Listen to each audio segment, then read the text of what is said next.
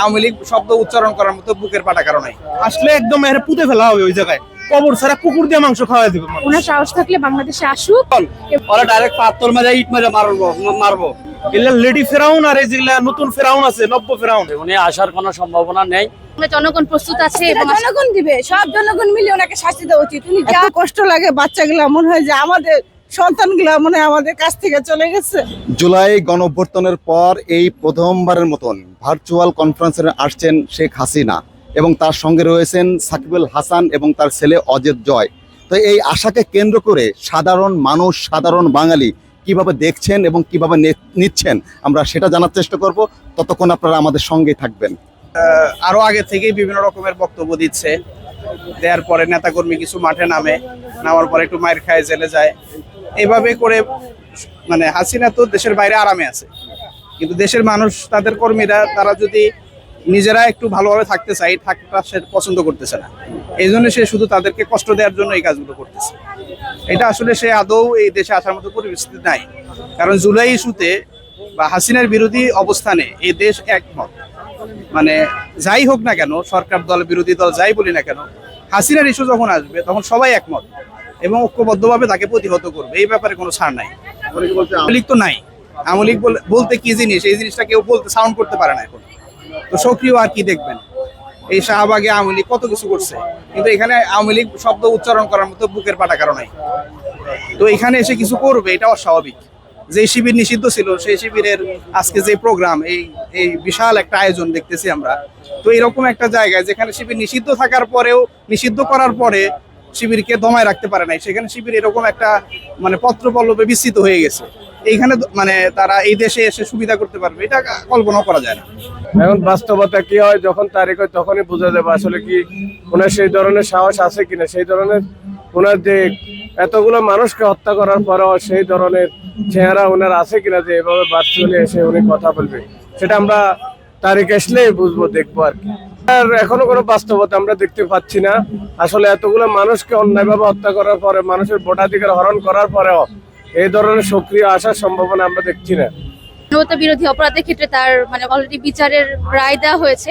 আমি যে বলুক কথা, ঠিক আছে, আমি যে বাংলাদেশের মাটিতে দিয়ে আসুক এবং যথাযথ যে বিচার, যে যতটুকু অপরাধ করেছে ততটুকু যাতে যথাযথভাবে বিচারটা হয় এবং বাংলাদেশের মানুষ ইনসাফটা পাক, এটা চাই। এখন এই বিষয়টা আসুক বাংলাদেশের মাটিতে, বাংলা জনগণ প্রস্তুত আছে এবং আশা করি যথাযথভাবে বিচার কার্য হবে এবং সেটারই আমরা প্রত্যাশা করছি।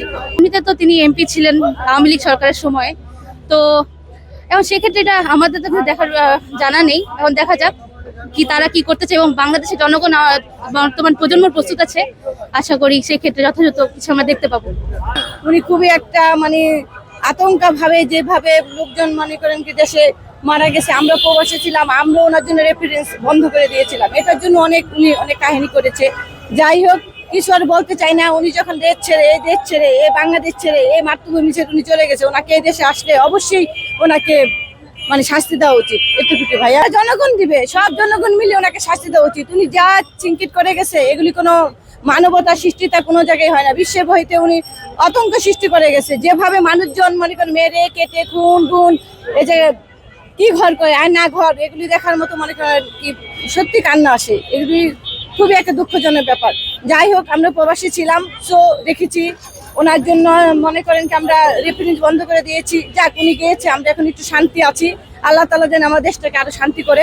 আমরা বাংলাদেশের বাস্তবতা অনুযায়ী দেখেছি যে উনি ফ্যাসিস্ট হওয়ার পরে যেভাবে পালিয়ে গেছেন, এদেশে ওনার রাজনীতির সেদিনে অবসান ঘটে গেছে। উনি আসার কোনো সম্ভাবনা নেই, এখানে ফ্যাসিস্টের উদ্ভাবন হবে না, উনি আসতে পারবেন না। তারপর সময় দেখবে, এই দেশের মানুষ ওনাকে কিভাবে দেখবে, সময়ে বলে দিবে। তবে উনি আসতে পারবেন না বলে আমরা নিশ্চিত যে বাংলাদেশে ওনার মাধ্যমে আর বাংলাদেশ আওয়ামী লীগের রাজনীতি এখানে সচল করার সম্ভাবনা নেই। নিশ্চিত হওয়ার কারণ হচ্ছে বাংলাদেশে আমরা তো বাংলাদেশের তৃণমূল পর্যায়ে আমরা মানুষের সাথে মিশি। মানুষ আওয়ামী লীগকে একেবারে মন থেকে ঘৃণা করে, যে মানুষের উপরে গণহত্যা চালিয়েছে, সাধারণ ছাত্র জনতা থেকে শিশু বাচ্চাকে পর্যন্ত যেভাবে হত্যা করেছে, এই জন্য এবং দুর্নীতি প্রতিটা রন্ধ্রে রন্ধ্রে করেছে এবং আপনার যে প্রতিটা যে সেক্টর আছে, এই সেক্টরগুলো সম্পূর্ণ সেক্টরগুলোকে নষ্ট করে দিয়েছে। এই জন্য বাংলাদেশের মানুষ কখনোই আওয়ামী লীগকে আর পুনর্বাসন করতে এদেশে দিবে না। মানে আগস্টের আগে যে আমাদের ঘরে থেকে 4 জন আমরা এই অত্যাচার শেখ হাসিনার এই অত্যাচার এই হাতে থেকে আমরা রেহাই পাই নাই। আমার আমার বড় ছেলে ভার্সিটিতে পড়তো, ছোট ছেলে আপনার এইটে পড়তো, ওই ছেলেরও রেহাই পান। আমাদের চারজন এই নির্যাতিত হয়েছে এই জুলাই যুদ্ধের সময়। আমাদের মনে করেন এখনো মনে করলে মনে করেন অনেক কষ্ট লাগে যে তারা যে বাচ্চাগুলা মারছে, যে ভিতরে বাচ্চাগুলা দেখছি, এত কষ্ট লাগে। বাচ্চাগুলা মনে হয় যে আমাদের সন্তানগুলা মনে হয় আমাদের কাছ থেকে চলে গেছে, এরকম লাগে। আর তাদের মা বাবা যে কিরকম লাগে তারাই জানে।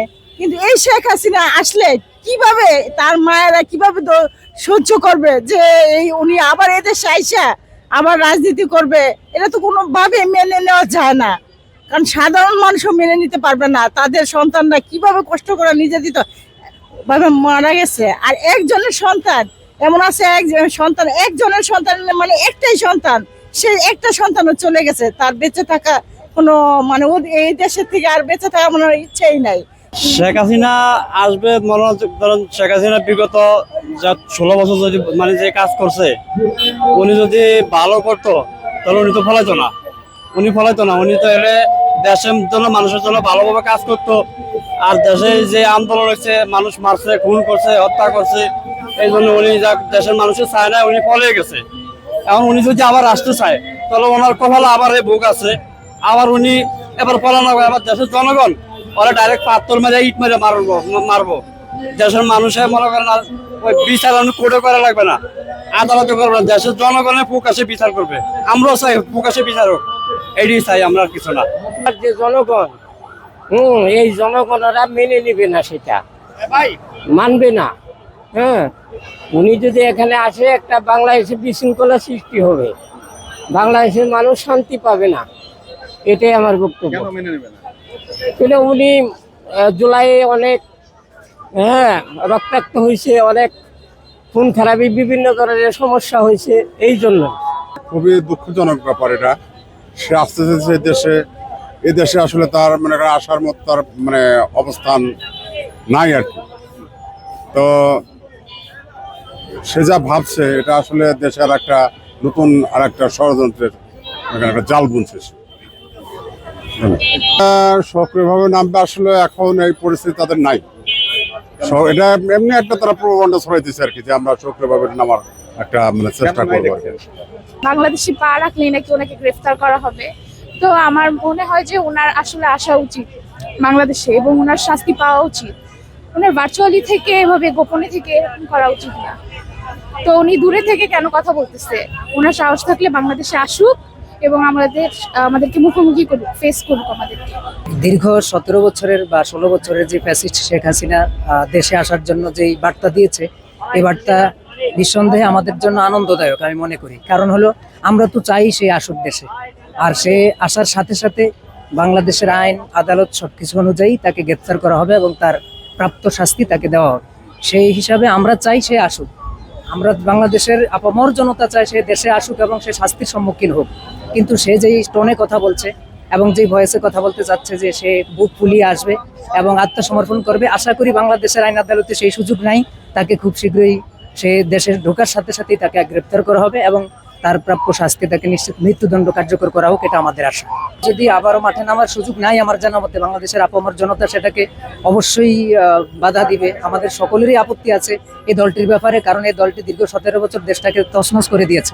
দেশে এহেন কোনো কৃতকলাপ নেই, এহেন কোনো ভিন্ন কাজ নেই যা এই দল করেনি। সেহেতু এই দলের দ্বিতীয়বার ফিরে আসা কারো কাম্য হতে পারে না। বাণী তার যে আবার সে উত্তরণ হয়ে আসবে বা তার আবার আবির্ভাব ঘটবে, তার বুক ফুলিয়ে আসবে, সেটা আশা করা যায় না এবং এটা সম্ভব না আমরা মনে করি এই বাংলাদেশে বর্তমান পরিস্থিতি। এটা কোনোভাবে সম্ভব না। উনি যদি সেই রকম দেশপ্রেমী হতো তাহলে দেশ ছেড়ে যেত না, কারণ উনি গেছে বড় অপরাধী, এই হিসেবে উনি পালিয়ে গেছে। আমি আর বেশি কিছু করতে পারলাম না। আসলে রায় কার্যকর হবে। উনি তো মামলা আছে, মামলা আসামি, তো আসামি উনি আসলে আইনগতভাবে রাষ্ট্র সেরেই করবে। আমরা তার পক্ষে আছি। কেন উনি অপরাধী? 1400 খুন করতে, কত মানুষ দেশের ক্ষয়ক্ষতি করে গেছে, দেশে রাজতন্ত্র শাসন চালু করে গেছে। তো লোভের কারণে জুলুমের কারণে তারা জনগণিত সরকারে পরিণত হয়েছে, কেউ হয়েছে এবং কেউ হবে। কাকা আমি মনে করি এটা ভারত বক্তব্য দিলে লাভ করবো কি, আরো মানুষ ক্ষিপ্ত হইব, আরো মানুষ ক্ষিপ্ত হইব, এই দেশে আরো জ্ঞানদামটা বেশি হইব। এর চেয়ে ভালো বক্তব্য না দেওয়াই সবচেয়ে উত্তম ভালো, কারণ এই দেশে এগুলা করতে যাই এই মানুষ হত্যা করা হয়, মানুষ গম খুন হয়, মানুষ মারা হয়। এই যে কত 1400 মানুষ মারা গেছে, কেন কেন মারা গেল বুঝলেন? আওয়ামী লীগ সরকার তো 3 বছর ক্ষমতায় ছিল, এর আগে কি আরো কারো ক্ষমতায় ছিল না? স্বাধীন হয়েছে 55 বছর, 55 বছরে 13টা সংসদ নির্বাচন গেছে, 13 বারেই 13 জন সংসদে গেছে, 13 জন মন্ত্রী হয়েছে। এই মন্ত্রীরা কেউ চোখে দেখে নাই যেই যে চুরি ডাকাতি হারামি বদমাশি, এই যে মানুষ হত্যা করা, এদিকের কারবারের মতো, এটা কি কথা বাবা?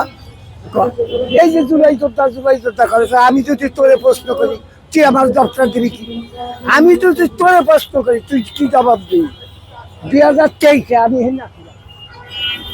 2023-এ একটা শিক্ষা দিবস পালন করা হয়েছিল, কমসে কম 1 লক্ষ মানুষ জমা হয়েছিল এই এলাকায়। এরা কারা ছিল? কোন ছাত্র? এটাই তো আমার মতো রিক্সাওয়ালা শিক্ষা দিবস পালন করবে ছিল, শিক্ষা দিবস পালন করবো শিক্ষকরা, বুদ্ধিজীবীরা। আমি কই না, সেই ভালো, আসলে তো আরো জ্ঞানদাম, আসলে আরো জ্ঞানদাম হইব, না আসা ভালো। বাংলাদেশের স্বাধীনতা সার্বভৌমত্ব রক্ষায় যার বাবার অসামান্য অবদান ছিল, সে অবদান আমরা বলতে পারবো না। 71 থেকে শুরু করে এ পর্যন্ত গণতান্ত্রিক যত আন্দোলনে আওয়ামী লীগের একটা অবস্থান ছিল, শেখ হাসিনার অবস্থান ছিল। 21 সালে যখন তিনি বাংলাদেশে আসেন, তখন অনেক জোর ঝামেলার মাঝে দিয়েই বাংলাদেশের গণতন্ত্র প্রতিষ্ঠায় আওয়ামী লীগ বিএনপির সাথে এক হয়ে স্বৈরাচার এরশাদকে পতন করিয়েছিলেন। তার ফলশ্রুতিতে 1991 সালে বিএনপি সহ ক্ষমতায় আসে, 96-তে আওয়ামী লীগ ক্ষমতায় আসে। এই পালা পরিবর্তন এদেশের রাজনীতিতে তাদের দুই দলের একটা অবস্থান আছে এবং খুব ভালোভাবেই ছিল, একটা সম্প্রীতি ছিল, একটা ভ্রাতৃত্ব ছিল। তো 2001 থেকে 6 পর্যন্ত বিএনপি সরকার যখন ক্ষমতায় আসে, এদেশের একটা পরিস্থিতি তৈরি হয়, সিরিজ বোমা হামলার মতো একটা পরিস্থিতি তৈরি হয়। দুর্নীতি অনেকবার চ্যাম্পিয়ন হয়েছে, আমরা শুনেছি, আমরা ছোট ছিলাম তখন। তো যাই হোক, এটা হচ্ছে 2009 থেকে যখন আওয়ামী লীগ ক্ষমতায় আসে, তখন রাষ্ট্রটা একটু ফাংশন করা শুরু করে। হয়তো রাজনৈতিক মনোমালিন্য ছিল, হামলা ছিল, মামলা ছিল, তবে সম্প্রীতি ছিল। 28 সালের নির্বাচনের পরে এদেশে একটু বিশৃঙ্খলা তৈরি হয়। 14 নির্বাচনের পর থেকে কিন্তু বিশৃঙ্খলা তৈরি হওয়া শুরু করে, যেহেতু একপাক্ষিক নির্বাচন হয়েছে। তো একটা সময় গিয়ে তৃণমূলে যারা কাজ করতো, তারাও চিন্তা করছে যে এই মুহূর্তে আওয়ামী লীগ পতন হওয়া দরকার। 24-এর আন্দোলনে আমি মনে করি শুধু যে ছাত্র জনতা করেছে এরকম না, আওয়ামী লীগের মেজরিটি তারাও কিন্তু এই আন্দোলনে ছিল। ভারতে উনি যদি সামনে আসে, তার তো বাংলাদেশের মানুষ কিছু যায় আসে না। তো বাংলাদেশের মানুষের আশা নিয়ে আছে যে কিভাবে আসুক, যেভাবে আসুক, এই দেশটা ভালো চলো। এখানে বিএনপি রাষ্ট্র ক্ষমতায় আছে, দেশ চালাচ্ছে, এটা ভালো দিক। আপনি কিভাবে দেখছেন? না, এটা তারা করতে পারে, ভার্চুয়ালি করতে পারে। এটা এখন আপনি কি করবেন? ফেসবুক একটা ইন্ডিপেন্ডেন্ট জিনিস, আর এইখানে কথা হচ্ছে বাংলাদেশ সরকার, যে নতুন সরকার আসছে, ইউনিসও কোনো স্টেপ নিতে পারে নাই, বর্তমান বিএনপি সরকার কোনো স্টেপ নিতে পারতেছে না। তো এটা আমি বলি যে বাংলাদেশ সরকার বা বাংলাদেশ জনগণের একটা কাইন্ড অফ ব্যর্থতা, যে এত বড় একটা ফ্যাসিস্ট খুনিদেরকে, লুটতরাজ একটা বাহিনীদেরকে কোনো মানে কোনো আইনের আওতায় আনতে পারে না। এটা তো ব্যর্থতা কাইন্ড অফ। তো তারপরেও যত দূর চলে দেখা যাক ইনশাল্লাহ কি হয় সামনে। তো আশা রাখি যে আওয়ামী লীগ ব্যাক করতে পারবে না, যতই চেষ্টা করুক, সর্বোচ্চ গৃহযুদ্ধ লাগতে পারে। মানে ইন্ডিয়ার যে বাংলাদেশের প্রতি যে ইটা আছে, আগ্রাসনটা আছে, এটা মোটামুটি অনেকটাই অফ হয়ে গেছে। এখন সেটা নির্ভর করে বর্তমান বাংলাদেশ সরকারের উপর, যে তারা কিভাবে চালাচ্ছে। তাদের যে বর্তমান পরিস্থিতি খুবই নড়বড়ে, ধাক্কা দিলে কিন্তু পড়ে যাবে, কিন্তু তারা হয়তো বুঝতেছে না কি করতেছে। কাইন্ড অফ তারাও এই যে বর্তমান বিদ্যুৎ সমস্যা, তারপর ধরেন যে কাঁচামাল কাঁচা বাজারের সমস্যা, অনেক ধরনের সমস্যার সৃষ্টি হচ্ছে। বিভিন্ন ধরনের লুটপাট করতেছে, ফ্যামিলি কার্ডের নামে 2000 কোটি টাকা মেরে দিচ্ছে। এগুলা দেখলে তো জনগণ আবার হতাশ হয়ে যাচ্ছে। কাইন্ড অফ যা সরকার বদল হয়েছে, খুব একটা উন্নতি হয় নাই, জাস্ট কি হয়েছে যে সেই অন্যায়ভাবে হত্যাগুলো হচ্ছে না, যেটা হাসিনার আমলে হইতো। তো এরকম থাকলে হয়তো আবার জনগণ খুশি উঠতে পারে। তো সেই দিকে লক্ষ্য রাখতে হবে। শেখ হাসিনা আসলেই ধরেন যে এই ছাত্র জনতা আছে, এরাই ওকে মানে উপরে পাঠায় দিবে, কাইন্ড অফ। আওয়ামী লীগ আসলেও উপরে পাঠায় দিবে, এত সহজ না আর কি। মানে এখানে প্রায় 800-900 একদম সলিডিটি, যে 800-900 জন শহীদ হয়েছে, এটা তো আর মাগনা না। আমাদের ছোট ভাই, আমাদের সন্তান, এরা মারা গেছে, এমনিও না মারা গেছে। মানুষের রক্তের দাম নাই, মানুষের দাম নাই। আসলে একদম এরা পুঁতে ফেলা হবে ওই জায়গায়, কবর ছাড়া কুকুর দিয়ে মাংস খাওয়াই দেবে মানুষ। কারণ এদের উপর এতটাই মানুষ মানে তিক্ত অবস্থায় আছে। বললাম তো একদম এদেরকে মাইরা, গলা টিপে দিয়ে মাইরা মাটির মধ্যে পুঁতে ফেলবে জানাজা ছাড়া। এগুলা লেডি ফেরাউন আর এই যেগুলা নতুন ফেরাউন আছে, নব্য ফেরাউন, কুল পাবে না।